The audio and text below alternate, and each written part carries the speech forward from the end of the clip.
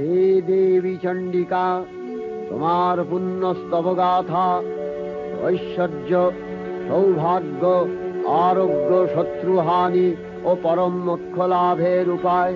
তোমার স্তব মন্ত্রে মানবলোকে জাগরিত হোক ভূমানন্দের অপূর্ব প্রেরণা।